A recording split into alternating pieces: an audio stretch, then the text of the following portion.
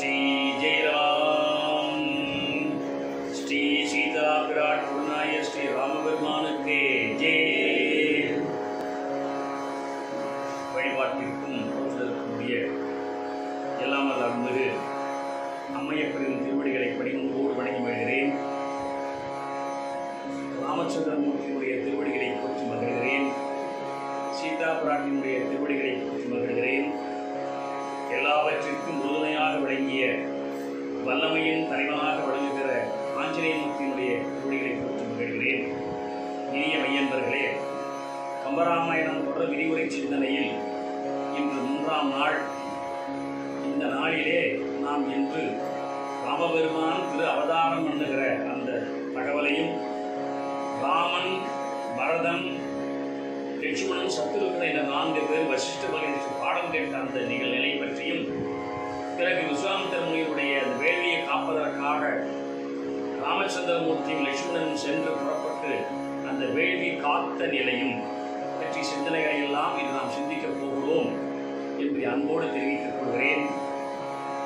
நேற்று நாம் பார்த்த வகையிலே தசரத மகா சக்கரவர்த்திக்கு வேறு எந்த வருத்தமும் இல்லை, எல்லாம் சிறப்பாக இருக்கின்றன.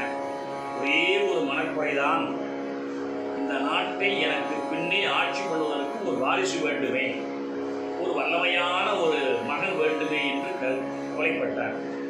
வாரியார் சுவாமிகள் ஒரு புத்திர பேரு, மக்கள் பேரு, அது மகளாக இருந்தாலும் மகனாக இருந்தாலும் அந்த பேச்சினை பெற வேண்டும் என்று விரும்புவதற்கு காரணம், தான் சம்பாதித்திருக்கிற சொத்துக்களை வைத்து அனுபவிக்க வேண்டும் என்பதற்காக மட்டுமல்ல, தாங்கள் செய்து வந்த தர்மங்களை இடைவிடாமல் செய்வதற்கு பிள்ளைப்பேறு.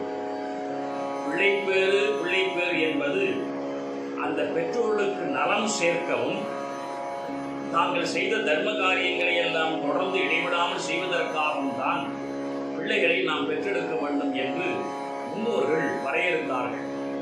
அதனால்தான் வள்ளுவ பேராசிரியன் அறத்துப்பால் என்ற அந்த பகுதியை தொடங்கிய பொழுது முதல் அதிகாரமாக இல்வாழ்க்கை என்று ஆரம்பிக்கிறார். 5ஆம் அதிகாரம். அதற்கு முன்னே இருக்கிற 4 அதிகாரங்களும் பாயிரவியல் என்று பேசப்படும்.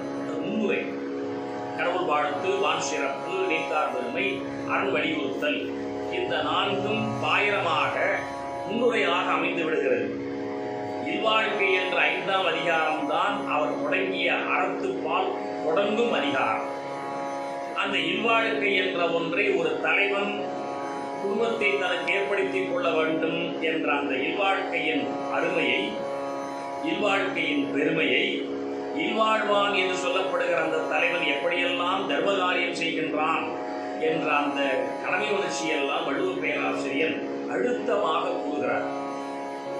இல்லறம் அல்லது நல்லறம் அன்று என்று சொல்லும் அளவுக்கு இல்லறம் உயர்ந்தது. அறம் என்றால் துறவறமும் அறம்தான், இல்லறமும் அறம்தான். இன்னும் சொல்ல போனா வள்ளுவ பேராசிரியர் அரண் எனப்பட்டதே இல்வாழ்க்கை என்று பேசுகிறார். இவ்வளவு அழுத்தமாக இந்த இல்வாழ்க்கை தர்மத்தை பேசியதற்கு காரணம், இல்வாழ்வான் என்பான் தனக்கென்று வாழாது, தான் சம்பாதிக்கின்ற பணத்தை தன்னை சார்ந்தவர்கள் பகிர்ந்து கொள்ள மனப்பூர்வமாக கொடுக்கின்ற ஒரு உணர்ச்சி என்ற உந்துதலை பெற்று உயர்கிறான். திருமணத்திற்கு முன்பு தனிக்காட்டு ராஜாவை சுற்றி தெரிந்தவர், திருமணத்திற்கு முன்பு சிட்டுக்குருவி போல வீட்டுக்குள்ளே சுற்றி வந்த மகள். இந்த 2 ஜீவன்களும் தனித்தனியாக மிகப்பெரிய ராஜா ராணி போல வாழ்ந்தவர்கள். திருமணம் என்ற பந்தத்தை ஏற்படுத்திக் கொள்கிற பொழுது இவளுக்காக அவனும் அவனுக்காக இவளும் விட்டு கொடுத்து விடுவது என்ற நிலையை, தன்னுடைய விருப்பத்தை இன்னொரு உயிருக்காக கொஞ்சம் விட்டு கொடுத்தல் என்ற பண்பின் உயர்வை பெறுகிற முதல் பள்ளிக்கூடம் திருமணம். எனவே திருமணம் என்பது ஒரு வைபவம் மட்டுமல்ல, திருமணம் என்பது ஒரு விதமான பந்தம் மட்டுமல்ல, அது விட்டு கொடுக்கின்ற உயர்வான பள்ளிக்கூடம். அதன் பிறகு இந்த ஆணும் பெண்ணுமாயிருக்கிற இவர்கள் இருவரும் சேர்ந்து கொண்டு தாங்கள் பெற்றெடுத்த பிள்ளைகளுக்கு தாங்கள் இருவருமே விட்டு கொடுத்து விடுகிறார்கள். அது அடுத்த தியாக நிலை. எங்கோ இருந்து வந்த அந்த பெண்ணாய் இருக்கிற மனைவிக்கு தான் விட்டு கொடுக்கிற உயர்ந்த நிலையை பெறுகின்ற ஆண்மகன், ஒரு பெண்ணானவள் தான் வளர்ந்த குடும்பத்தை, பிறந்த வீட்டை, தன்னுடைய தாய், தந்தை, சகோதரன், சகோதரி, உற்றார்களை எல்லாம் மறந்துவிட்டு பூந்த வீடாக இருக்கிற ஒரு ஆண்மகனை துணையாக கரம் பிடித்து அவருடைய சுற்றத்தார்களை எல்லாம் தன் சுற்றத்தார்களாக கருதி கொண்டு வாழ்கிற ஒரு உயர்ந்த மனோநிலை பாவம்தான் திருமணம். ஆதலினாலே திருமணம் என்பதை இல்லறம் என்று, அறம் என்று பேசினார்கள். அறம் எனப்பட்டதே இல்வாழ்க்கை என்றும் திருவள்ளுவர் பேராசிரியர் சொல்லி காட்டுகிறார். அதனால் அறத்துப்பால் தொடங்க வந்த பொழுது முதல் அதிகாரம் என்று அவர் பேசியது இல்வாழ்க்கை தான். அந்த இல்வாழ்வான் என்று சொல்லுகிற அவன்தான் துறந்தார்க்கும் துப்பாதவர்க்கும் இறந்தார்க்கும் இல்வாழ்வான் என்பான் துணை என்று பேசுகிறார்.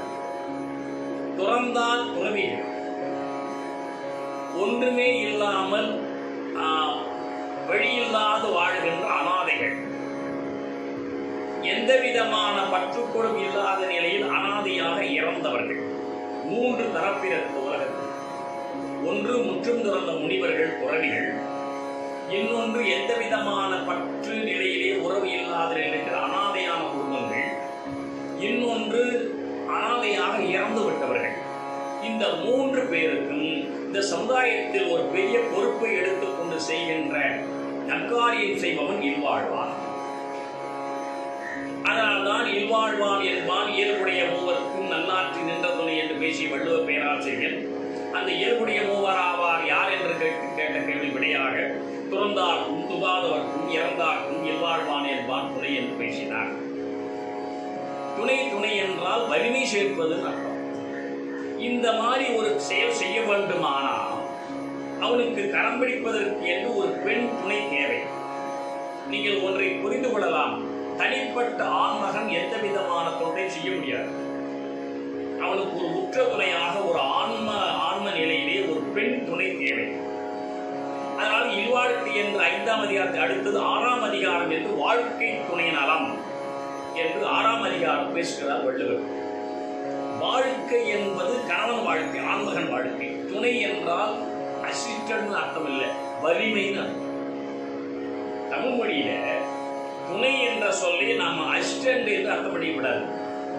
எப்படி தெரிகிறது? நீங்கள் பரீட்சை எழுதுகிற ஒரு பிள்ளையார் சொல்லி போட்டு மாரியம்மன் துணை, முருகன் துணை, விநாயகர் துணை. அப்ப துணைனா துணை அசிஸ்டன்ட் ஆகுது. நாம் செய்கிற இந்த செயலுக்கு வலிமை சேர்க்கின்ற தெய்வங்கள். அப்ப தெய்வங்களுக்கு பயன்படுத்துகிற துணை என்ற சொல்லை கொண்டு வந்து நம்முடைய குடும்பத்தில் நல்வழக்கு ஏற்றி என்னுடைய குடும்பத்தினுடைய அத்தனை தர்மங்களையும் நம்மோடு இருந்து செயல்படுகின்ற அந்த பெண்ணினுடைய செயலுக்கு துணை என்ற அந்த தெய்வ ஸ்தானத்தை வைத்து வாழ்க்கை துணை என்று வள்ளுவர் பேராசிரியர் அழுத்தமாக பதிவு செய்தார். அந்த வாழ்க்கை துணையின் நலம் என்று 6ஆம் அதிகாரம் அதை பேசுகிறார். அந்த பெண்ணானவள் எப்படி இருக்க வேண்டும் என்று தற்காத்து தற்கொண்டான் பேரி தகை சார்ந்த சொற்காத்து சோபிலாட்கள் என்று 10 குறள் அழகாக பாடி போறார். இந்த 2 பேரும் வாழ்ந்த வாழ்க்கையின் பயனாக பிள்ளை பேரு அமைய வேண்டும். மங்களம் என்ப மனைமாட்சி மற்றதன் நன்கலம் நன்மக்கட்பு என்று வள்ளுவன் பேசுகிறார். நன்மக்கட்பு இதில் பாருங்க, இந்த குறட்பாவில் மங்களம் என்பது மனைமாட்சி, மங்களகரமானது என்பது மனைமாட்சி, திருமண வாழ்க்கை முறை. இந்த மங்களம் என்பதற்கு இந்த சிந்தலா போடணும், லட்டுலாம். பல பேர் வெள்ளிக்கிழமைகளா போட்டுடுறாங்க. அது தயவு செய்து போடாதீங்க, அது பிழை. மங்களம் என்ற அந்த மங்களகரமான விஷயத்தை குறிக்கிற அந்த சொல்லில வெள்ளிக்கிழமைகளா வரக்கூடாது.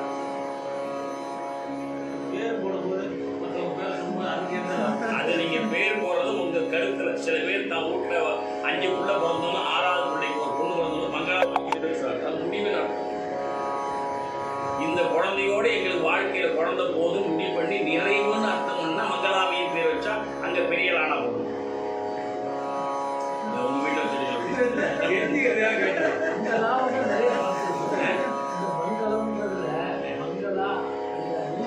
இந்த பெரியலா வெள்ளிலா போடக்கூடாது.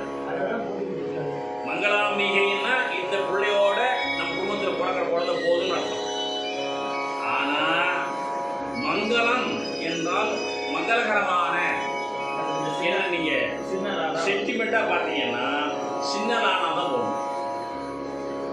இந்த லா போட்டீங்கன்னா பத்திரிகையில சில பேர் என்ன பண்ணி விடுறாங்க, மங்கள இசை இது போடுறாங்க, பூர்த்தி இசைன்னு தெரியலாம். யாரு பூர்த்தி இசை? கல்யாண பத்திரிகையில போய் இப்படி அடிக்கலாம், ட்ரெஸ்ஸுக்காக ரைட்டு. நம்ம சரியா திருத்தம் அதெல்லாம் யார் திருத்த மங்களகரமானது பெரிய போடக்கூடாது. நான் மயிலாடுதுறையில ஒரு 15 அச்சக உரிமையாளர்கள் சேர்ந்து கொண்டு ஒரு மீட்டிங் போட்டாங்க. என்னை கூப்பிட்டு பேச சொன்னாங்க, என்னென்ன தப்பெல்லாம் பண்ணுறோம் பத்திரிகை அடிக்கிறது. அது இது ஒன்று சொன்னேன், இனிமேல் வாழ்க்கையில் உங்கள் பத்திரிகை யாரும் அடிக்க வந்தாலும் சின்னலா போடுங்க, பெரியலா போடாதீங்க. போட்டிங்கன்னா பூர்த்தி நிறைவுன்னு அர்த்தம் ஆகிடும். மங்கள இசைன்னு போட்டிங்கன்னா நிறைவான இசைன்னு அர்த்தம் ஆகிடும். யாருக்கு நிறைவுன்னு கேள்வி வந்து வைப்போம். இதெல்லாம் ஒரு சென்டிமெண்டான ஆபத்தான விஷயம் எல்லாம் முடிவு பண்ணாங்க. அந்த மங்களம் என்று சின்னலா என்ற ஒரு அந்த உச்சரிப்பை, அந்த எழுத்து வடிவத்தை திருவள்ளுவர் பேராசிரியருடைய குரல் இருக்கு, மங்களம் என்ப. அந்த மங்களம்னா சின்னலாம். மங்களம் என்ப மணிமாட்சி மற்றதன் நன்கலம் நன்மக்கட்டு. அவர் என்ன சொல்ல வருகிறார் வள்ளுவ பேராசிரியன்? குழந்தை பெறுவது என்பது ஒரு செல்வம் தான், மக்கள் செல்வம். ஆனா அதுல மிக உயர்ந்தது நல்ல பிள்ளையா பெறுவது.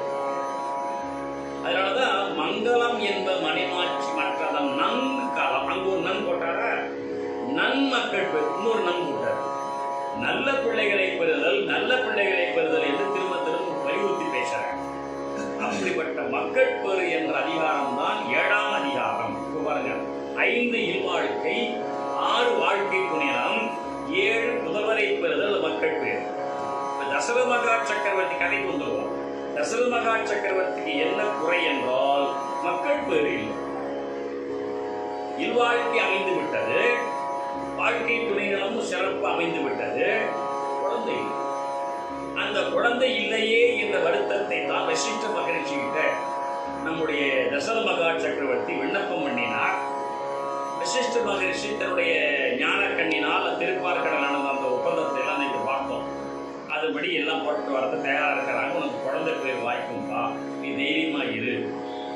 திருமாலே ராமச்சந்திரமூர்த்தியா உன்னுடைய குழந்தைய வந்து பிறக்க போற என்று வசிஷ்டர் சொல்லிவிட்டார். இதிலிருந்து ஒண்ணு நல்லா புரிஞ்சுங்க, நமக்கு குழந்தையா வருவது கூட நாம் எடுத்துக்கொண்டு வருகிற சாய்ஸ் இல்லை. நல்லா ஒண்ணு புரிஞ்சுக்கணும். எனக்கு என் மனைவிக்கு 2 பெண் குழந்தை பிறந்திருக்குன்னா இந்த 2 பெண் குழந்தை தான் எங்களுக்கு குழந்தைகளா வந்து பிறக்கணும். நான் ஒன்றும் சாய்ஸ் பண்ணி எடுத்து வந்ததில்லை. அது ஒண்ணு எக்ஸிபிஷன்ல போய் ஆளுக்கு 2 பொட்டா தூக்கிட்டு வந்துடுறதில்லை. இறைவன் அலாட்டம். குழந்தை என்ற ஒரு பேச்சினை இறைவன் தான் நமக்கு அனுமதிக்க வேண்டும். இந்த ஜீவனுக்கும் இந்த ஜீவனுக்கும் இந்த ஜீவன் சென்று பிறக்கட்டும் என்ற அலாட்மெண்ட், அனுமதிப்பது இறைவன் இட்ட கட்டளை. அது ஆணாக பிறப்பதா பெண்ணாக பிறப்பதா என்ற முடிவும் இறைவன் திருக்கரத்தில் தான் இருக்கிறது. நம்ம கையில எதுவும் கிடையாது, பிரார்த்தனை பண்ணிக்கலாம். இப்ப தசரத மகா சக்கரவர்த்தியுடைய வாழ்க்கையில பிரார்த்தனை நடக்க போகிறது. ஆனால் யார் குழந்தையா பிறப்பது என்பதை முடிவெடுப்பது இறைவன். முன்னாடியே முடிவெடுத்துட்டாங்க. அது நம்ம குடும்பத்திலே அப்படிதான். கல்யாணம் பண்ணி வைக்கிற பிள்ளைகளுக்கு குழந்தை பிறக்கிற நிலை வருமான எந்த குழந்தையை பிறக்க வைக்கணும்னு சுவாமி அலாட் பண்ணி ரெடியா வச்சுட்டார். கல்யாணம் ஆகி 2 வருஷம் 3 வருஷம் கழிச்சு ஆட்டோமேட்டிக்கா அந்த குழந்தை அந்த ஆன்மா வந்து நம்முடைய மாப்பிள்ளை வழியாக நம்முடைய மகள் வயிற்றுல போகும். நடப்பது எல்லாம் இறைவன் போட்ட திட்டம், கம்ப்ளீட்டா வெல் பிளான்டு. நாம ஆனா அதெல்லாம் புரிஞ்சிக்காம சாமிகிட்ட என்ன இருக்குது, அவர்கிட்ட என்ன இருக்குது, இவர்கிட்ட என்ன இருக்குது சொல்லி நம்ம என்னென்னோ பேசிக்கிட்டு இருக்கிறோம். எல்லாம் இறைவன் திருவுருள். இப்ப ராமச்சந்திரமூர்த்தியா பிறக்க போற தசரதர். உடனே தசரதரை பார்த்து வசிஷ்டர் சொன்னார், தசரதா கூப்பிட்டார் சுவாமி. கலைக்கோட்டு முனிவர், கலைக்கோட்டு முனிவர் என்ற பெயரிலே ஒரு முனிவர் இருக்கிறார். கலைன்னா மான், கோடுன்னா கொம்பு, மானின் கொம்புகள் போல 2 கொம்பு முளைச்சிருக்கிற முனிவர். அது பேர் கலைக்கோட்டு முனிவர்னு பேர். அந்த முனிவரை அழைத்து கொண்டு வந்து புத்திரகாமேஷ்டி யாகம் என்று ஒரு யாகம் செய். அந்த யாகத்தை செய்தால் உனக்கு குழந்தை வாய்க்கும். உன்னுடைய குடும்பத்திலே வந்து அந்த ராமச்சந்திரமூர்த்தி அவதாரம் பண்ணுவார் என்று சொல்லிட்டார் வசிஷ்ட மகரிஷி. உடனே தசரத மகா சக்கரவர்த்தி அதுக்கு வேண்டிய ஏற்பாடுகள் எல்லாம் செய்ய சுவாமி என்று வசிஷ்ட மகரிஷி கிட்ட விண்ணப்பம் செய்தார். ஒன்று புரிஞ்சுங்க, அந்த காலத்தில் ஃபேமிலி டாக்டர் மாதிரி ஃபேமிலி குரு இருந்தாங்க. ஒரு குடும்பத்துக்கு ஒரு ஆச்சாரியன்.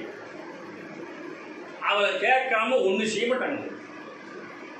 ஏன்னா அவருக்கு தான் இந்த குடும்பத்தினுடைய பாரம்பரியம் தெரியும். எப்படி செய்ய அப்படி செய்யணும். அவரு வழி வழியா தாத்தா காலத்துல இருப்பார். நம்ம இந்த பேரப்பிள்ளைக்கு தாத்தா காலத்துல இருந்த குருவை இப்ப போய் பார்த்து கேட்டா, உங்க அப்பாவுக்கு அப்பா இப்படிதான்ப்பா செய்வார், இந்த நேரத்துல நீ அதை செய்ய என்று அவர் சொல்லுவார். இந்த ட்ரெடிஷன் என்று சொல்லப்பட்ட அந்த பரம்பரையை கவனமாக வைத்துக் கொண்டிருக்கின்ற ஃபேமிலி டாக்டர் உடம்பு, ஃபேமிலி குரு உயிர், அந்த ஆச்சாரியரை வைத்து அமைத்திருப்பார்கள். அதுபோல தசரதனுடைய குடும்பத்திலே இருந்த ஃபேமிலி குரு வசிஷ்ட மகரிஷி. அவர் சொன்னார், சரி நீங்களே ஏற்பாடு பண்ணி கொடுங்க சாமி என்று விண்ணப்பம் செய்து கொண்டார் தசரதர்.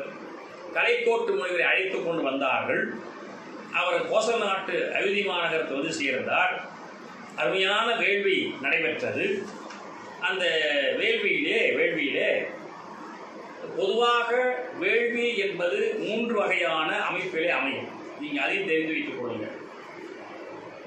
பல பேருக்கு என்ன தோணும்னா, வேள்வி என்றால் உயிர் கொலை செய்தல் ஒன்று, ஆடு மாடுகளை வெட்டி போடும்.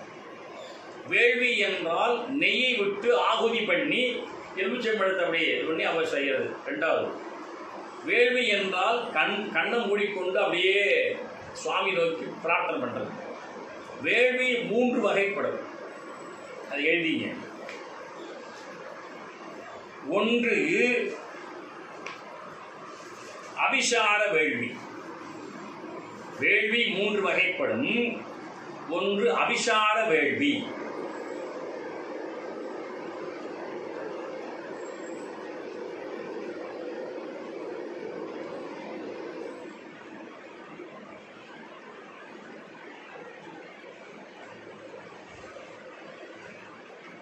அதுக்கு நேர ஒரு கோடு போட்டு அதம வேள்வி. அதர்ம வேள்வின்னு அர்த்தம். அதம வேள்வி போட்டு.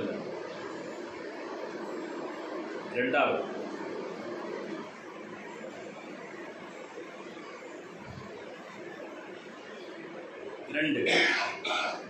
மத்திம வேள்வி. அது என்ன சொல்றேன். 3வது உத்தம வேள்வி. அவ்வளவுதான். இது ஏன் உங்களுக்கு எழுதி சொல்றேன்னு கேட்டீங்கன்னா, நாளைக்கு யாராவது உங்களை பார்த்து என்ன பண்ணுவாங்க, வேள்வி செய்யலாம்னு ராமாயணத்தை சொல்லியிருக்கேன், செஞ்சா பாவம் தான், அது உயிர் கொலை பண்றது தானே, அப்படி யாராவது கேட்டா அப்படிதான் சொல்லிக்கிறாங்கன்றது. அதாவது நம்ம வந்து சில விஷயங்களை இல்லை, வேள்வி என்பது 3 வகைப்படும். நல்லா ஒன்று புரிஞ்சுங்க. நம்முடைய பெரிய புராணத்தில் படிக்க போகிறோம் சித்தாந்த வகுப்பில், திருஞான சம்பந்தர் பெருமானுடைய அப்பா, நான் தம்பி சீகாழி போகிறேன், நம்ம குல ஆச்சாரப்படி வேள்வி செய்யணும், அது நமக்கு பணம் வேணும்னு திருவாவூதுறையில் இருக்கும்போது கேட்கிறார்.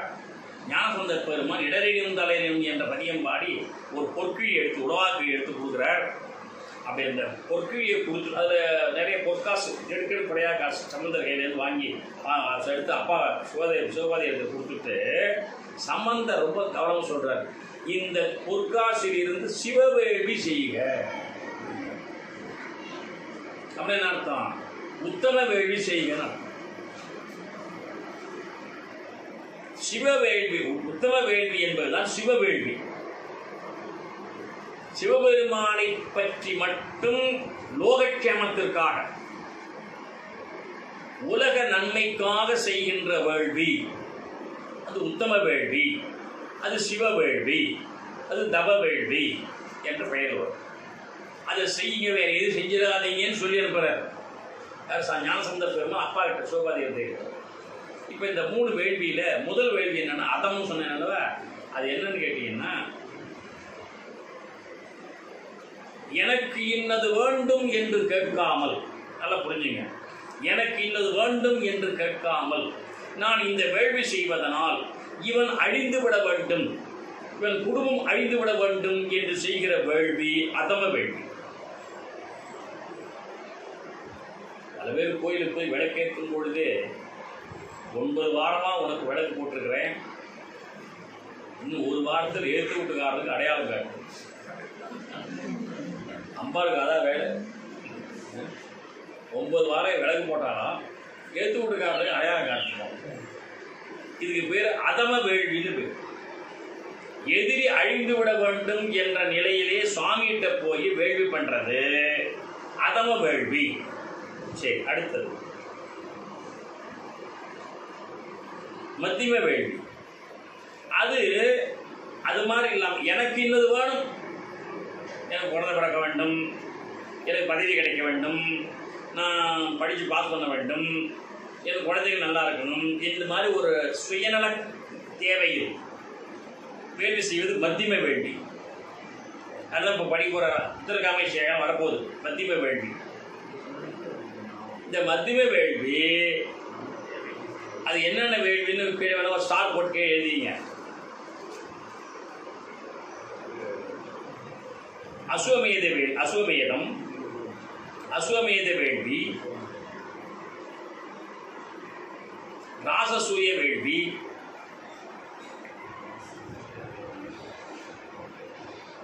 உத்தரகாமேஷ்ட வேள்வி.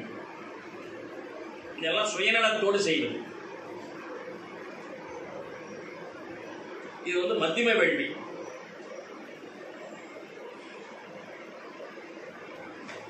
கடைசியாக எழுதியிருக்கிற வேள்விதான் தவ வேள்வி, சிவ வேள்வி, உத்தம வேள்வி.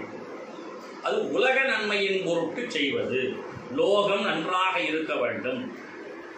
அதனால்தான் நம்முடைய திருஞான சம்பந்த பெருமான் அந்த திருப்பாசுரம் பாட வந்த பொழுது, வாழ்க அந்தணர் வானவர் ஆணினம் வீழ்க தன்புணல் வேந்தனும் ஓங்குக ஆழு தீயது, தீயவர் இல்லை தீயது, ஆழ்க தீர் எல்லாம் அரண்நாமமே சூழ்க அட்டு வையகமும் துயர் தீர்கவே. இந்த உலகமெல்லாம் துயர் தீர்ந்து வாழ்க, துயர் தீர்ந்து செழிப்பாக இருக்க என்று பிரார்த்தனை பண்ணிய அந்த பாடல்தான் உத்தம வேள்வி. வாழ்க அந்தணர். நீங்க நல்லா ஒன்று புரிஞ்சுங்க, லோகம் நல்லா இருந்து போச்சுன்னா நாம் நல்லா இருக்கிறது ஆட்டோமேட்டிக்காக நடக்கும். சார், என் தெரு நல்லா இருந்தால் நான் நல்லா இருப்பேன் சார், என் ஊர் நல்லா இருந்தால் நான் நல்லா இருப்பேன், என் நாடு நல்லா இருந்தால் நான் நல்லா இருப்பேன், என் உலகம் நல்லா இருந்தால் நான் நல்லா இருப்பேன். அப்போ நான் நல்லா இருக்கணும்னு என்ன ஒன்று, உலகம் நல்லா இருக்கும் வேண்டிகிற ஒன்று தான் சரியான வழி என்று சொல்லிக் கொடுப்பதான் உத்தம வேள்வி. இப்பொழுது தசரத மகா சக்கரவர்த்தி அந்த கடைக்கோட்டு முனிவர் மூலமாக செய்கிற வேள்வி என்ன வேள்வி? மத்தியம வேள்வி. உத்தரகாமேஷ்டி யாகம் செய்தார். பிரம்மாண்டமான வேள்வி நடைபெற்றது. அதில் செவேர் என்று அந்த வேள்வியிலிருந்து ஒரு பூதம் தோன்றியது. அந்த பூதத்தின் கையிலே ஒரு பொற்கிண்ணம், அந்த பொற்கிண்ணத்திலே பாயாசம், இனிப்போடு கூடியிருக்கிற ஒரு அமிர்தம் இருந்தது. அதை அப்படியே கொண்டு வந்து அந்த சிவப்பு நிறமுடைய பூதம் இந்த வேள்வியினுடைய கரையில் வச்சு விட்டு அது மறைந்து விட்டது. உடனே கடைக்கோட்டு முனிவர் வசிஷ்டர் சொன்னார், இதை எடுத்து அந்த தசரதனுடைய 3 துறவியாருக்கும் கொடுக்க சொல்லுங்கள் என்று ஆணையிட்டார். உடனே விஸ்வாமித்திர முனிவர், நம்முடைய வசிஷ்ட மகரிஷி, அந்த பாயசத்தை எடுத்து தசரத கையில் கொடுத்து உன் மனைவி 3 பேரும் கொடுப்பாங்க. உடனே தசரதன் பிரார்த்தனை பண்ணிக்கிட்டான். ஒரு கரண்டி கொண்டு சொல்லி கோசலைக்கு ஒரு கரண்டி பாயசம் கொடுத்தான். அவள் சாப்பிட்டா. கையை கூப்பிட்டு ஒரு கரண்டி கொடுத்தா, அவள் சாப்பிட்டா. சுமத்திரையை கூப்பிட்டு ஒரு கரண்டி கொடுத்தார் தசரதர், அவள் சாப்பிட்டா. கொஞ்சம் பாக்கி இருந்தது. சுமத்திரைக்கு இன்னொரு பாக்கி கொடுத்துட்டார். அப்போ சுமத்திரைக்கு எத்தனை பங்கு?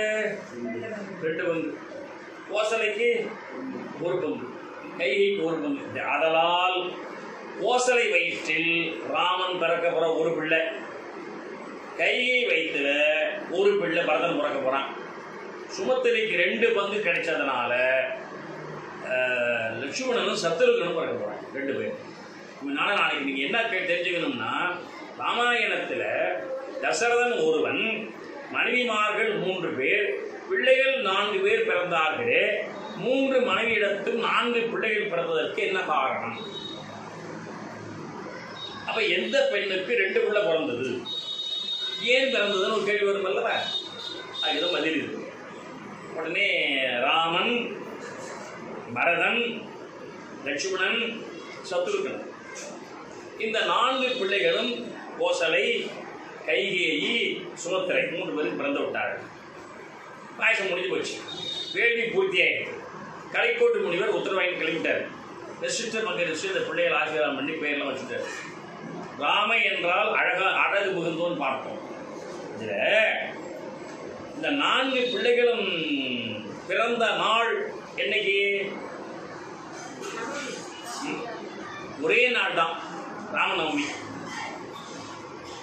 இப்போ ஒரே நாள்ல பிறந்த இந்த 4 பிள்ளைகள் மூத்தவன் யாரு?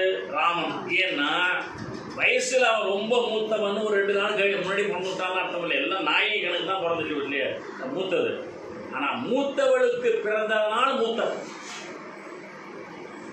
அதுக்கு காரணம் சொல்லணும்ல, இந்த 4 பிள்ளைகளும் ஒரே நேரத்தில் பாயசம் கொடுக்கப்பட்டு ஒரே நேரத்தில் சாப்பிட்டு ஒரே நேரத்தில் குழந்தை பெற்று விட்டார்களே. இதுல ராமனையே மூத்தவனா சொல்லணும்னா மூத்தவளுக்கு பிறந்தவன், அது ஒரு சீனியாரிட்டி.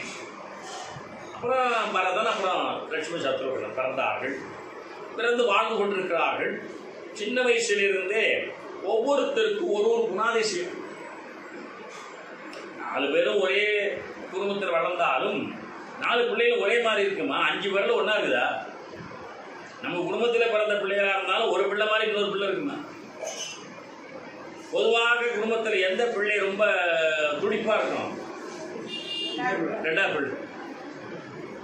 முதல் பிள்ளை கொஞ்சம்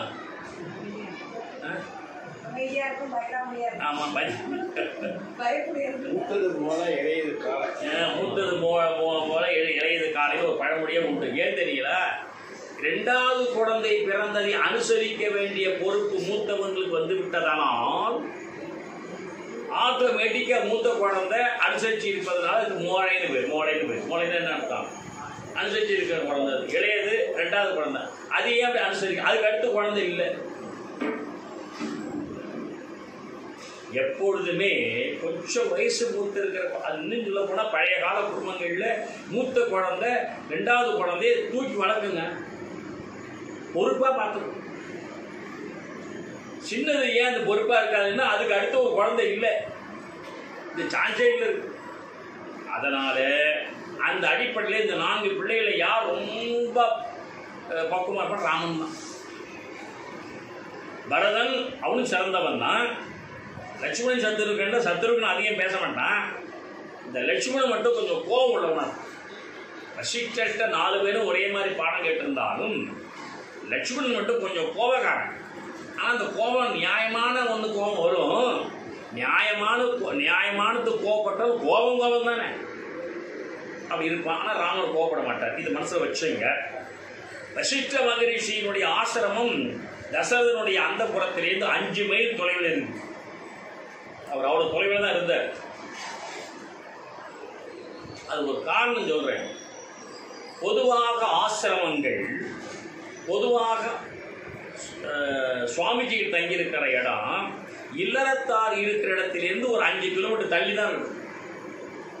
ஏன் என்றால் இல்லறத்தாருடைய மனோபாவமாக இருக்கிற மன கிளேசங்கள் வைப்ரேஷனா போய் அங்க தாக்கம் பண்ணப்படாது. பழைய காலத்துல எல்லாம் மடங்கள் இருந்த இடத்தில் இல்லறத்தார் குடி வைக்க மாட்டாங்க.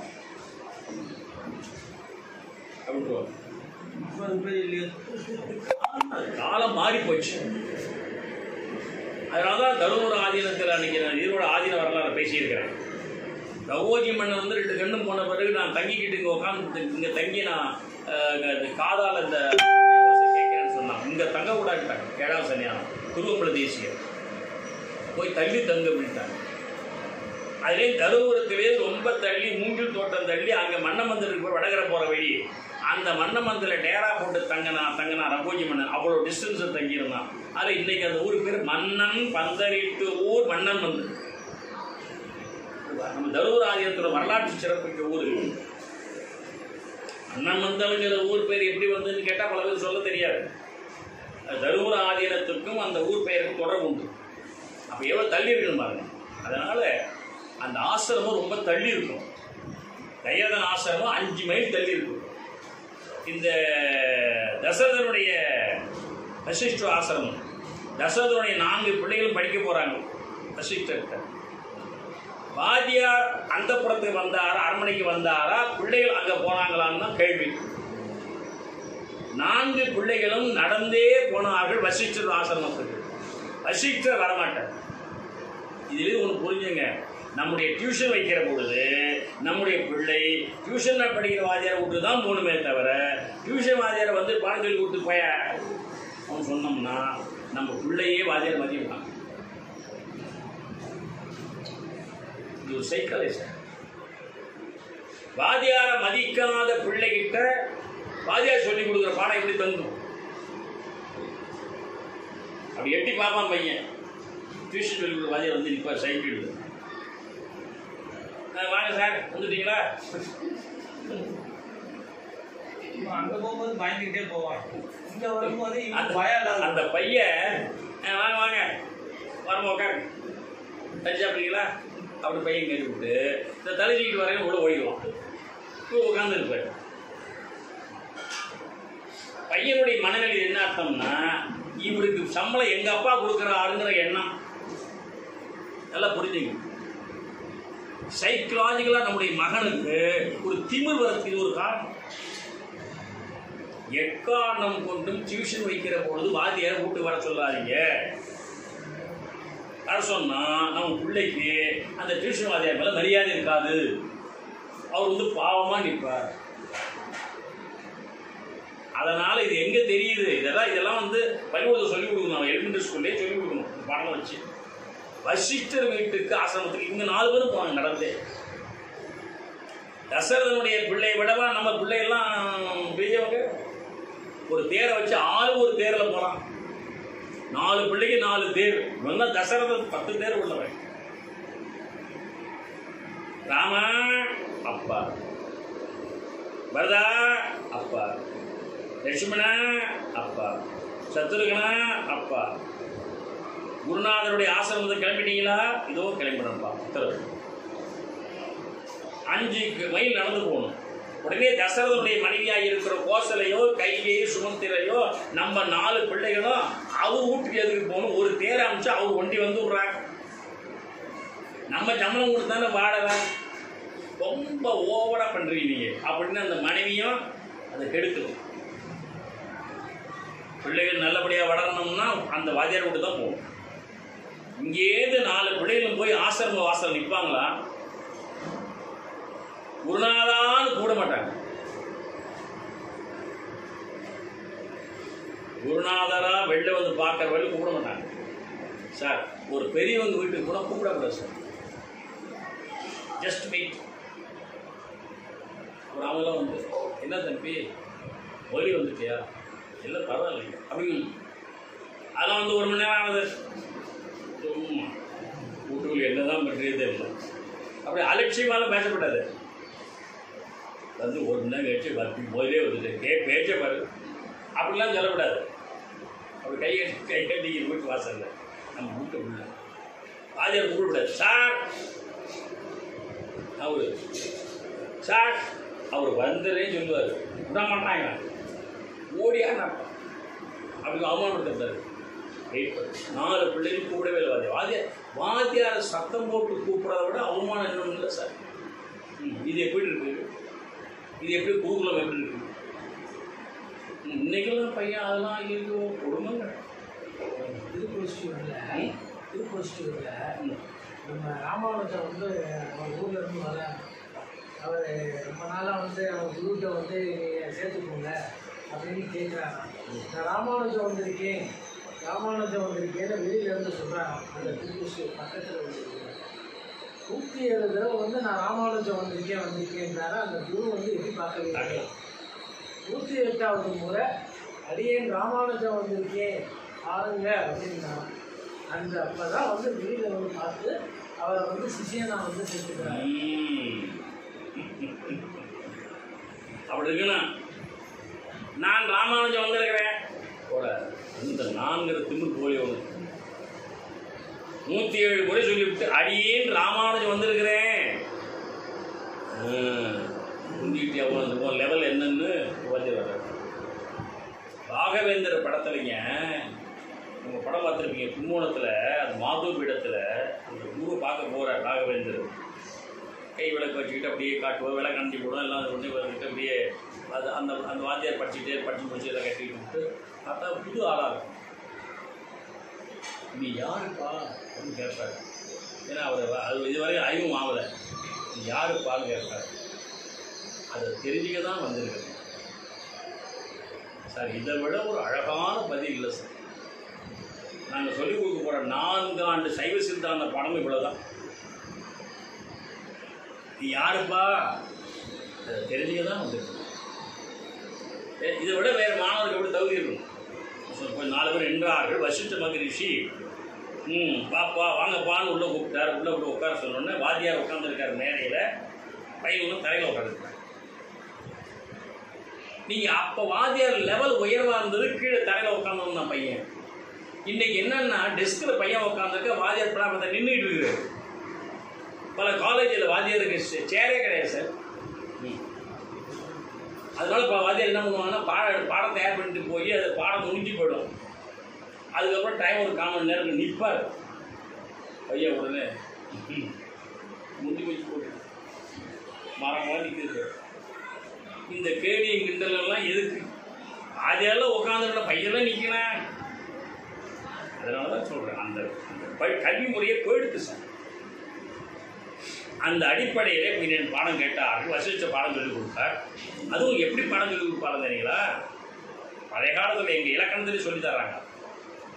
நேராக வாத்தியார் இடத்துக்கு போகணுமா, பொழுதோடு சென்று ஃபஸ்ட்டு பாயிண்ட்டு கரைத்து கொண்டு வரணும். அடுத்து 2 வழிபடல் முனியான். வழிபடல்னா வாத்தியார் வந்தால் ஏஞ்சி நிற்கிறதுக்கு வெறுப்பை காட்ட மாட்டான்.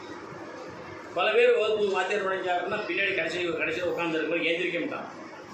ஏன்னா உட்காந்துருக்கான எதிர்க்க வாத்தியார் தெரிய போகிறதில்ல. தெரிஞ்சாலும் வாத்தியார் கண்டுக்கிட்டார். அப்படியே உட்காந்து போய் எழுந்து நின்று வாத்தியார வணக்கம் செலுத்துறதுல எந்த விதமான வெறுப்பும் காட்ட மாட்டானா. பொழுதோடு சென்று வழிபடல் முனியான். அதுக்கப்புறம் சொன்னார் பாருங்க, வாத்தியார் உட்காந்துட்டார் சேரில், பையன் உட்காரல. வாத்தியாரை உட்கார சொல்லி இருவேன இருந்து சரியா சொல்லுங்க. இப்போ நீங்கள் வாத்தியார் போய் உட்காரலன்னா அவரு சேரே எப்பயுமே உட்காருது. இந்த காலத்து கல்வி முறை மாதிரி ஒரு மோசமான கல்வி முறை. பல காலேஜில் சொல்கிறேன், காலை பேரெல்லாம் சொல்ல விரும்பலை. இருவனை இருந்து உட்கார்ந்துப்பான்னு சொன்ன பிறகு தான் பையன் உட்காரான். உட்கார்ந்த பிறகு அவன் பேசாமல் ஒரு கையெட்டி நிற்கிறோம். புத்தகம் திறக்கப்படாது, இன்னும் வாத்தியார் சொல்லலை, இவன் புத்தகம் தான். 7 அவிழ் என அவிழ்த்து. வாத்தியார் புத்தகத்தை எடுத்துங்கன்னு சொன்ன பிறகு தான் புத்தகம் எடுக்கணுமா? ஏன்னா வாத்தியார் இன்னைக்கு நடத்துகிற மூடில் இருக்காரா, இல்லை வேறு மூடில் இருக்கிறாரா, இன்னைக்கு உடம்பு சரியில்லையா அவருக்கு, இல்லை வேறு ஏதாவது ஒரு காரணமாக இருக்குமாங்கிறதெல்லாம் யோசனை பண்ணி பையன் செவடின்னு அமைதியாக இருக்கணும். வாத்தியார் இங்கே வந்து எனக்கு கொஞ்சம் தொண்டை சரியில்லை, இன்றைக்கி பாடம் நடத்துறதுல நம்ம நாளைக்கு வச்சுக்கிறேன் கொஞ்சம் பார்த்து சொன்னோடனே பையன் முறை கேட்டுவிட்டு சம்பளம் கொச்சப்பா வாங்கிறீங்க, தொண்டை சரியில்லை உங்களுக்கு இருக்குன்னு சொல்லிட்டு 10 நிமிஷம் கழிச்சு, சார் அந்த சந்தேகம் உண்டு சார், அவர்தான் பேச முடியலங்கிறாரு. அப்புறம் என்ன சந்தேகம்? அன்னைக்கு தான் கேட்பான். ஏன்னா அவர் தொண்டை சரியில்லைன்னா பேச வச்சு விடணும், அவர் அவஸ்தைப்பட வைக்கணும். இருவனை இருந்து 7 அவிழன அவிழ்த்து. அப்புறம் இன்னைக்கு என்ன பாடம் நடத்தணும்? வாத்தியார் கேட்டார்னா பையன் சொல்லணும், இன்னைக்கு என்ன பாடம் நடத்தணும்? எவங்கண்ணா அதான் உங்களுக்கு தான் ஞாபகம் இருக்கணும், எங்களுக்கு ஞாபகம் இருக்கணும். அப்புறம் பையன் கமெண்ட்ஸ் அடிக்க மாட்டான். சொல்லன சொல்லி இப்படி பாடம் படிக்கணும். சித்திரப்பாவையின் அர்த்தகடங்கி செவிவாயாக நெஞ்சி கடனாக கேட்டவை கேட்டு விடாது உணர்த்தமைத்து ஓ என போதல் என்மனால் புலவர்னு ஒரு பாட்டு. அப்படி பாடம் கேட்டாங்கன்னா அந்த ராமச்சந்திரமூர்த்தியினுடைய 4 பேரும் எஸ்ரீ மகிழ்ச்சி போன் வந்துடுவார். இப்படி பாடம் கேட்டுக்கிட்டு இருந்தாங்க. ஏறத்தாழ ஒரு ராமனுக்கு 10, 14, 15, 15 வயசு ஆயிடுச்சு. 16 வயசு இருக்க போது அப்போ பாடம் படிச்சுக்கிட்டு இருக்கிறாங்க. திடீரென்று ஒரு நாள் தசரதனுடைய அரண்மனையிலே தசரதன் நின்றுட்டு இருக்கிறான். வசிஷ்ட மகரிஷி உட்கார்ந்துருக்கிற அந்த சபையில எல்லாரும் நின்றுட்டு இருக்காங்க. ஏன்னா வசிஷ்ட மகரிஷி உட்கார்ந்து இருக்கிறாரா, அதில் தசரதன் நிற்கிறாருங்கிறதுனால அந்த சபையில இருந்த யாருமே உட்காரல. அது ஒரு முறை. வாத்தியார் உட்கார்ந்து இருக்கிறாருன்னா நேர விஸ்வாமித்திர முனிவர்னு என்று ஒரு பெரியவர் கடன்னு அந்த அரண்மனைக்குள்ள நுழைஞ்சார் அந்த அந்த சபையில. உடனே வசிஷ்ட மகரிஷி விஸ்வாமித்திர முனிவர் பார்த்து வாங்க சுவாமி உட்காருங்கன்னு ஒரு சீட்டு உட்கார சொன்னாங்க. உட்காந்துட்டாரு. தசரதர் காலை தொட்டு கும்பிட்டார். விஸ்வாமித்திர முனிவர் ஒரு வார்த்தை சொன்னார். அதுதான் வரலாறு. அதுதான் இப்போ தாடகை வதம் பண்ண போறார் ராமர். அந்த வரலாறு ஆரம்பிக்க போது விஸ்வாமித்திர முனிவர் சொன்னார், தசரதனாக இருக்கிற மன்னனை அவன் 5 வருஷத்துக்கு ஒரு தடவை தேர்ந்தெடுக்கப்படுகிறவன் இல்லை என்றாலும், ஆயுள் பரியந்தம் அவன்தான் மன்னன் என்றாலும், அவனை மாமன்னனே மகாமன்னனே கூட சொல்ல மாட்டாங்க முனிவர்கள்லாம். தசரதா பேர் சொல்லி கூப்பிடுவோம். என்ன காரணம்? கூப்பிடுறவங்க முனிவர்கள்ங்க.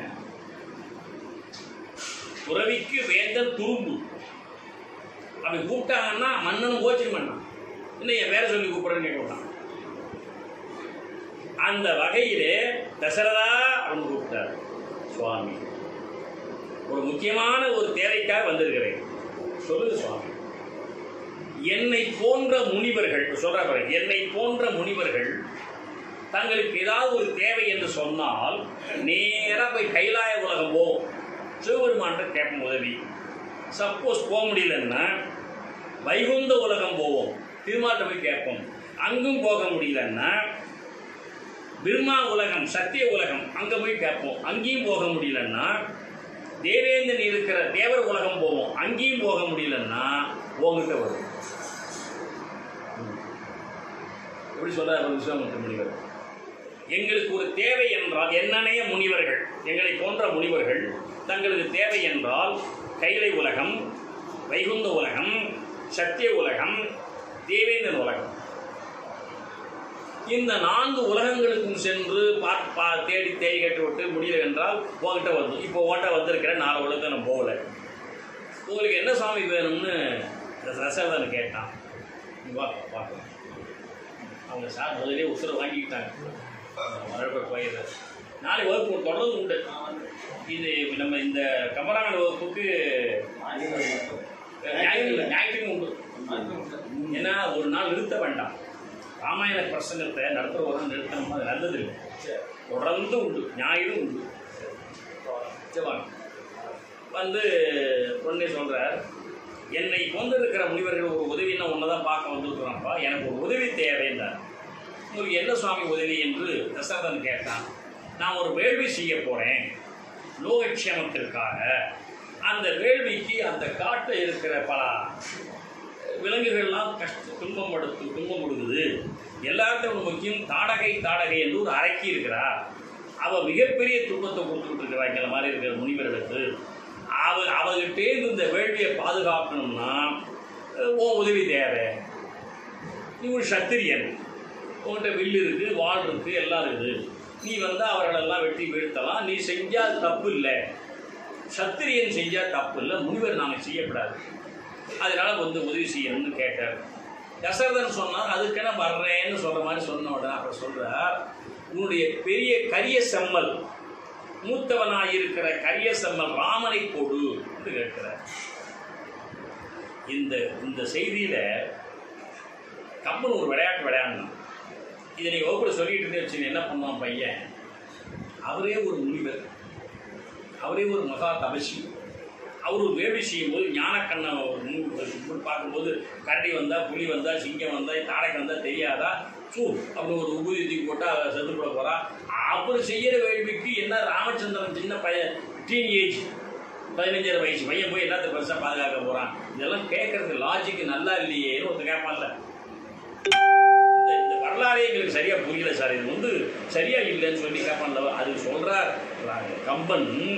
அந்த முனிவர் என்ன கேட்டாராம், தசரதா நான் ஒரு வேள்வி செய்ய போகிறேன், அந்த வேள்வியிலே நான் வேள்வியில் உட்காரத்துக்கு முன்னாடி ஓம் சிவாய நமன் ஒரு கூதுகிய தள்ள போட்டு உட்காந்துட்டேன்னா நான் மூழ்கிடுவேன் சிவோகம் பாவனையில். அதுக்கு முன்னாடி எனக்கு ஒரு துன்பம் வந்தால் நான் அழிச்சிடுவேன். நான் வேள்வி செய்து முடித்த பிறகு சுபம்னு போட்டு வெளியேற்றி வந்துட்டு யாராவது கஷ்டம் கொடுத்தா நான் என்னுடைய வலிமையை காத்துறேன்.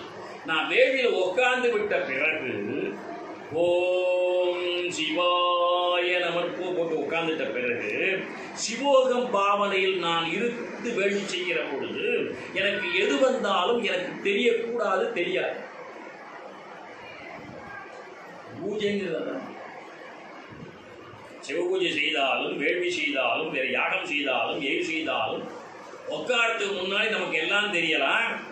உட்கார்ந்துட்ட உலகம் தெரியக்கூடாது, இறைவன் தான் தெரியணும்.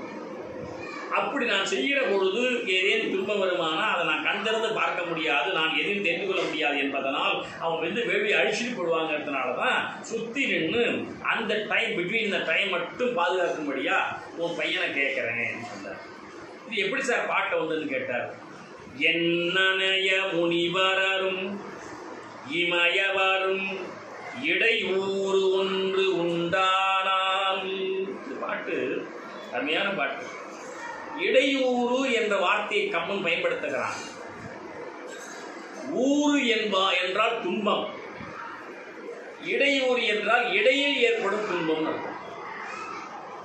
கம்மன் கவி சக்கரவர்த்தி அல்லவா, முன்னாடி வர்ற துன்பம் ஊறு, பின்னாடி வர துன்பம் ஊறு, நடுப்புற வர துன்பம் இடையூறு. நம்ம ஆனால் இடையூறுங்கிற சொல்ல பொதுவாக துன்பம்னு பயன்படுத்திக்கிட்டு இருக்கிறோம். அப்படி இல்லை, இடையில் ஏற்படும் ஊறு இடையூறு. இதை கம்பன் அழகான முறையில் பயன்படுத்தியிருக்கான் பாருங்க. இடையூறு ஒன்று உண்டானால். இந்த பாட்டில் என் அணைய முனிவரும், என்னை போன்ற முனிவர்களும், என்னை போன்ற முனிவர்னு ஒரு முனிவர் சொல்லலாமா கேட்டா விஸ்வாமித்திர மகரிஷி சொல்லுவார். ஏன்னா இவர் கொஞ்சம் பக்குவம் குறைவானவர், கொஞ்சம் கோபக்காரர், அதனால கொஞ்சம் ராஜச குணம் இருக்குது. அது என்ன சார் ராஜச குணம்னா, நம்முடைய மனித மனமானது மூன்று குணங்களை பெற்றது. ஒன்று சாத்விகம், இன்னொன்று ராஜசம், இன்னொன்று தாமசம்.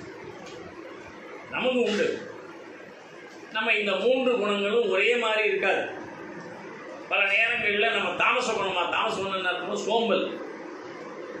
என்னத்தை படித்து என்ன பண்ணணும், என்னத்தை சாப்பிட்டு என்ன பண்ணணும், இது தாமச குணம், சோம்பேறினம்.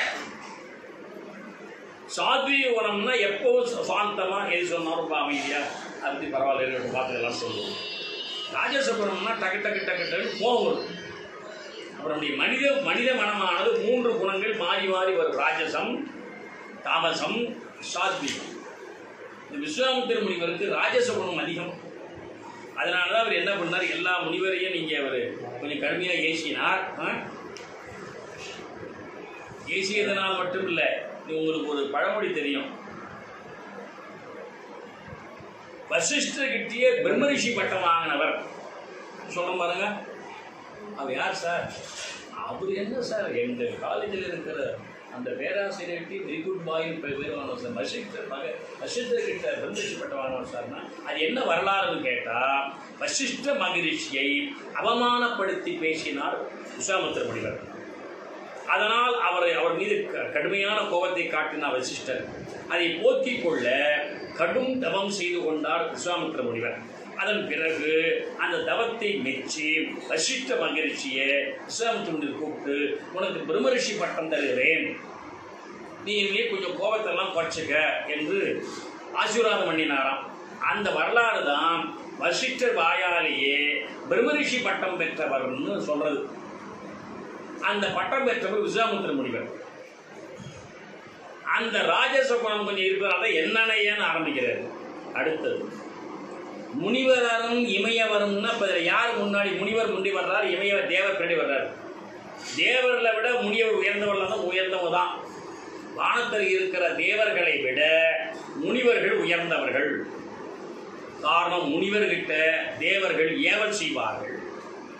சொல்றார், என்னனைய முனிவரும் இமயவரும் இடையோடு ஒன்று உண்டானால் பன்னகரும் நடுவெள்ளி பனிவரையும் வெள்ளி பனிவரை கைலாய்மறை பார்க்கடலும் பார்க்கடல் திருப்பார்க்கடல் பதும பீடத்தன்னவரும் பதும பீடம் தாமரை பீடம் பிரம்மா சத்திய உலகம் கற்பக நாடு தேவேந்திர உலகம் இங்கெல்லாம் சென்று பார்த்துட்டு வந்து கடைசியா மணிமாட அயோத்தி என்னும் பொன்னகரும் அல்லாது இதெல்லாம் போயிட்டு முடியலன்னா நேராக வந்து உங்ககிட்ட வந்தா அயோத்தி மாநகர் வந்துடுவோம்ப்பா தசரதா, அதனால் அந்த உதவி கேட்க வந்திருக்கிறேன்னு சொன்னார்.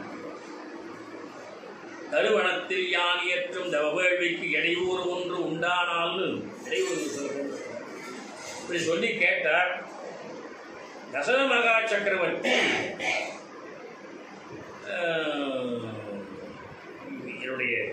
என்னுடைய மூத்த பையனை கேட்குறீங்களே, நான் வந்துடுறேனேங்கிற. தசரதனுக்கு என்ன ஒரு பெரிய புத்திர பாசம்னா, இவன் உயிர் ராமன்கிட்ட இருக்குது. ஒவ்வொருத்தர் உயிரும் ஒன்றுட்டு இருக்கும். தசரதன் உயிரானது ராமன் தான். ராமன் ஏதாவது பிரிவான செத்துக்குவான். அதனால ராமனை பிரிய சொல்லி கூப்பிடுறீங்களே கேட்குறீங்களே, நான் என்ன வந்துடுறேனே சொல்லி தசரதன் சொல்லுகிறான் என்று வரலாறு. அப்படி கேட்கிற பொழுது இவர் கோச்சுக்கிறார். தசரதா, நான் ஒன்று சொன்னால் நீ ஒன்று சொல்லுகிறார். நீ வர வேண்டாம், உன் மகன் கரிய செல்வன் ராமன் தான் வர வேண்டும் என் ஆணை சொல்லிட்டு, இல்லை கொடுக்கலன்னா பொட்டப்படையில் சொல்லிட்டு விஸ்வாமம் கொடுத்தேன். உடனே விஸ்வாம பார்த்து வசிஷ்ட மகரிஷி உட்கார சுவாமின்னு சொல்லிட்டு, தசரதா, உன் மகனுக்கு வர வேண்டிய நல்ல காலம் வரப்போகிறது. தாடகை வதம் பன்றி வென்று வெற்றி பெற்றான்ங்கிற பெருமை வரப்போகிறது. முனிவர் வேள்வியை காத்தோங்கிற பெருமை வரப்போகிறது. அதை நீ எடுத்துக்கொள்கிறாய், போய் பிள்ளை வச்சுன்னு சொல்லு. சரி, உத்தரவு என்று தசரதன் சுமந்திரன் என்று ஒரு தேர் ஓட்டி அவனை கூப்பிட்டா, சுமந்திரா மகாபிரபு போய் என் மகன் ராமனை அழைச்சிடுவார். ராமன் வந்தான்னா கூடவே லட்சுமணன் வருவான். அது எப்பவுமே இரட்டையரை மாதிரி. நேராக ராமன் அழைக்க ஒரு சுமந்தனை போய் கூப்பிடுறான். ராமா, டீன் ஏஜ் பிள்ளை படிச்சுக்கிட்டு இருக்கு, 16 வயசு ஆகல. உங்கள் அப்பா கூப்பிடுறாரு. உங்கள் அப்பா அரண்மனையில் 2 முனிவர்கள் உட்கார்ந்துருக்கிறாங்க, வர சொன்னாங்க. அடுத்த வினாடி ராமன் கிளம்பிட்டான். லட்சுமணன் கூட கிளம்பினான். நேர 2 பேர் வந்தார்கள். இங்கே முக்கியமான விஷயம் சொல்கிறேன், சின்ன பிள்ளைகளுக்காக சொல்கிறேன். நேராக வந்து ராமன் வசிஷ்ட மகரிஷி திருவடியில் விழுந்து வணங்கினான். விஸ்வாமித்திர முனிவர் திருவடியில் விழுந்து வணங்கினான். தசரத மகா சக்கரவர்த்தி திருவடியில் விழுந்து வணங்கினான். வசிஷ்ட மகரிஷி சிரிச்சுக்கிட்டே கேட்டார், ராமா, குருநாதா, நான் உன் குரு என்பதனால் என்னை வணங்கினாய், நியாயம். தசரதர் உங்க அப்பா என்பதனால் வணங்கினாய், இது நியாயம். இந்த முனிவர் யாருன்னே உனக்கு தெரியாது, நாங்கள் ஒன்றும் சொல்லவே இல்லை, இன்னும் அவரை ஏண்டா வணங்கின என்று வசிஷ்டர் கேட்டார். அதுக்கு ராமன் சொன்னான், எங்க அப்பா நின்றுட்டு இருக்கிறார், உட்கார்ந்து இருக்கிறார்னா எங்க அப்பாவால் மதிக்கப்படுகிற அவரை நான் மதிப்பதுதானே நியாயம். இந்த எண்ணம் யாருக்கு வரும்? பிள்ளைகள் வரணும். சில குடும்பங்களில் பார்த்தா ஒரு வயசான ஒருத்தர் நிற்பார், 80 வயசு இருக்கு. அந்த வீட்டில் இருக்கிற அந்த அப்பா சந்திரசேகரா அப்படின்னு கூப்பிடுவார். இது 80 வயசுக்கார். சந்திரசேகரனா இருக்கிற அந்த வீட்டை அப்பா பிடிச்சிக்கிட்டு இருப்பார். பையன் அங்கேயே வருவான், சுரேஷ். நீங்கள் யாரு? எங்கள் அப்பா பேர் சந்திரசேகரான்னு சோறு போட்டு வளர்த்த மாதிரி கூப்பிடுறீங்க. நீ யாரை? நீங்க ஏன் அவன் சந்திரசேகரன் இல்லையா? இவரு அவன் ரொம்ப ரொம்ப அதிகமாக தான் பேசுறீங்க நீங்க. எங்கள் அப்பா ஊரில் போ தோற்றி விடுவோம். ஆனால் எப்படி இருக்கணுமா? சந்திரசேகரா அப்பா பேரை கொஞ்சம் கூட நான் கூசாமல் கூப்பிட்றாருன்னா அப்போ அப்பாவால் எவ்வளவோ பெருசாக மதிக்கிற ஒரு சொல்லிட்டு உடனே அங்கேயிருந்து பையன் ஓடி வந்து நாற்காலி எடுத்து போட்டு அவரை கையை பிடிச்சி போன உட்கார வச்சுட்டு தண்ணி சாப்பிட்றீங்களா வேற காஃபி சாப்பிட்றீங்க கேட்டுவிட்டு எங்கள் அப்பா குடிச்சிக்கிட்டு இருக்காங்க வந்துடுவாங்க, பேப்பர் எடுத்து தர படிச்சுக்கிட்டு இருங்க, வேற என்ன சாப்பிட்றீங்க என்று கேட்பதுதான் பண்பாடு. ஏன் அப்பாவால மதிக்கப்படுகிறவரை நாமும் மதிப்பதுதான் தர்மம். சில நேரங்கள்ல பெரியவர்கள் நம்ம அப்பாவாலேயே மதிக்கப்பட ஒருத்தர் இருந்தார்னா அவரை மதிப்பது நம்முடைய தர்மம். அத ராமன் வசிஷ்டரை வணங்கினான், தசரதனை வணங்கினான், விஸ்வாமித்திர முனிவனை வணங்கினான். அப்ப சொன்னார் வசிஷ்டர், இவர் தான்ப்பா விஸ்வாமித்திர முனிவன் பேரு, உன்னிட்ட ஒரு உதவி கேட்டு வந்திருக்கிறார், நான் என்ன உதவி செய்ய முடியும் என்று ராமன் சொன்னான். இல்லைப்பா அவர் வேள்வி செய்ய போறாராம், நீ பாதுகாப்பா அங்கே போய் வேள்வி பாதுகாத்து கொடுத்துட்டு எங்கள் அப்பா உத்தரவு கொடுத்தா நான் போயிட்டு வர்றேன். அதுக்கு என்ன கிளம்புறேன், நானும் ஒரு 3 மாதம் வெளியூரே போகல, இந்த ஊரடங்குனால 3 மாதம் வெளியிலே போகல. நல்ல வேலையாக விஸ்வாமித்திர முனிவர் வந்தார், கொஞ்சம் ஊருக்கு போயிட்டு வரலான்னு சொல்லி கிளம்புது. எங்கள் அப்பா உத்தரவு கொடுத்தா போயிட்டு வரேன். சரிடா தம்பின்னு சொல்லி கட்டி பிடிச்சி அணைச்சு தசரதர் அனுப்பினார். விஸ்வாமித்திர முனிவர், ராமச்சந்திரமூர்த்தி, லட்சுமணன் 3 பேரும் எல்லாத்தையும் உத்தரவு வாங்கிட்டு கிளம்பிட்டாங்க. காட்டுக்கு போகிறார்கள். நேராக காட்டுக்கு போனா பெரிய பிரம்மாண்டமான காட்டில் எங்கே பார்த்தாலும் ஒரே மனித ஜடமாட்டமே இல்லை, ஒரு ஆள் கிடையாது. திடீர்னு ஒரு சத்தம் கேட்டது, தாடகை அரைக்கின்னா அவளுக்கு என்ன லட்சணம்னு கேட்டா அவ கொஞ்சம் கூட நாணம் இல்லாம வர்றான். நம்ம சொன்னா போதுன்னு நினைக்கிறேன். நாணம் இல்லாம வர்றான்னா அரைகுறை ட்ரெஸ்ல வர்றான்னு இருக்கும். வேகமா ஓடி வந்தா, ரொம்ப வேகமா பூமி அதிர ஓடி வந்தாலும், அரைகுறை ட்ரெஸ்ல வந்தாலும், எதை பத்தியும் கவலைப்படாம வந்தான்னா அவ அரைக்கின்னு அர்த்தம். தாடகை ஓடி வந்தார்.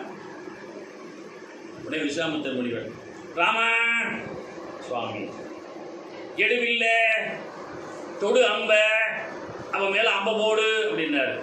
ராமன் உத்து பார்த்தான், டீன் ஏஜ், இல்லை கீழே போட்டான். இல்லை ஏன்டா இல்லை கீழே போட்டேன் அப்படின்னு கேட்டார் இந்த விஸ்வாமித்திர முனிவர். இந்த வருங்க முத எடுத்து நான் காட்டில் வந்து வில்லு எடுத்து அம்பு போடுறது இது கன்னி வேட்டைன்னா முத சைடு வேட்டை. இந்த கன்னி வேட்டை ஒரு கன்னி வேட்டை அமையலாமா? ஒரு பெண்ணை கொல்லலாமா? இந்த மகா பாவம் இல்லவன். நீங்க ஒரு முனிவராக இருந்தாலும் ஒரு பெண்ணை கொல்வது பாவம் என்று உங்களுக்கு தெரியாதா? என்னை இப்போ ஒரு பெண்ணை கொல்ல சொல்றீங்க, முடியாது சுவாமி, 1000 தான் இருந்தாலும் என்னால் ஒரு பெண்ணை கொல்ல முடியாது, நான் பால் செய்ய மாட்டேன்னு வில்ல கீழே போட்டான். உடனே விஸ்வாமித்திர முனிவர், ஏய் முட்டாளே ஐயரு எடா இல்லை, நான் சொல்லுகிறேன். இவர்னா யாரு? குரு சொன்னார்னா கேட்கணும், அவ்வளவுதான். நான் சொல்றேன் எடா இல்லை, இவர் பெண் உருவில் இருக்கிறாளை தவிர பெண் இல்லை. பெண்ணினுடைய அத்தனை குணத்தை இழந்த ஒரு அரக்க குணம் படைத்தவள், ஒரு அரக்கி. அவள் எல்லோரையும் அழித்து விட்டாள். ஆமா, இந்த காட்டில் இருக்கிற ஒரு உயிரையும் வாழ வைக்கிறடா, எல்லாரையும் அழித்து விட்டாள். ராமன் திரும்பி பார்த்தான். என்ன அர்த்தம்? நீ இன்னும் உயிரோடு இருக்கேன்னு அர்த்தம். கம்மன் வேணும்னு இந்த சீலை படைக்கிறார் சார். ராமா, இந்த தாடகை என்ற அறைக்கு இந்த காட்டில் இருக்கிற எல்லாரையும் ஒன்று விட்டாள், ஒருவரும் பாக்கி இல்லை, ஒரு உயிரும் பாக்கி இல்லை. ராமன்,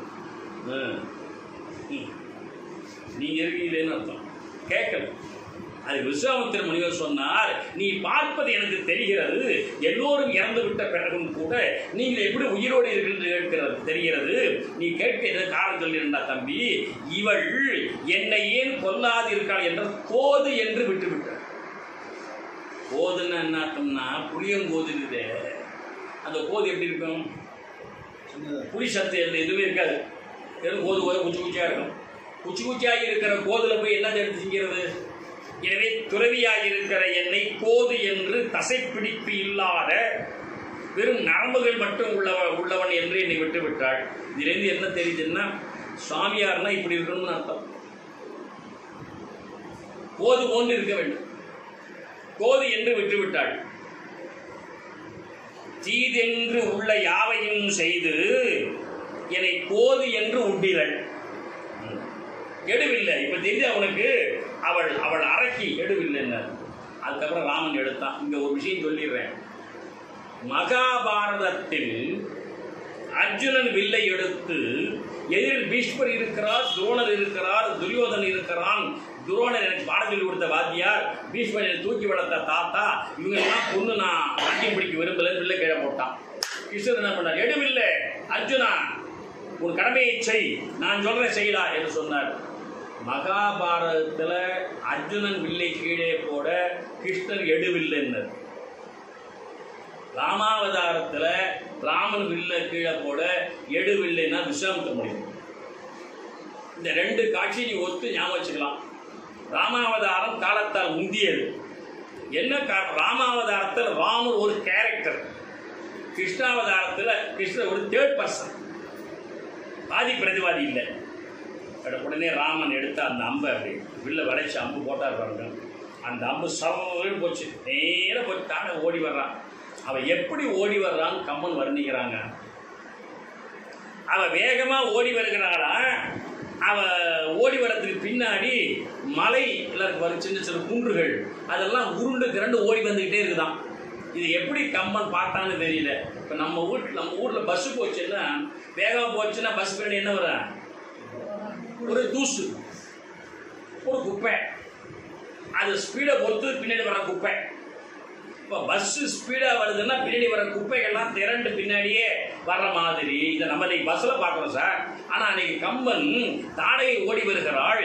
வருகிற வேகம் எப்படி இருக்கு என்றால், பின்னாடி மலை குன்றுகள் எல்லாம் உருண்டு இரண்டு ஓடி வருகிறதை பார்த்தானா. ராமன் அம்பு போட்டான்.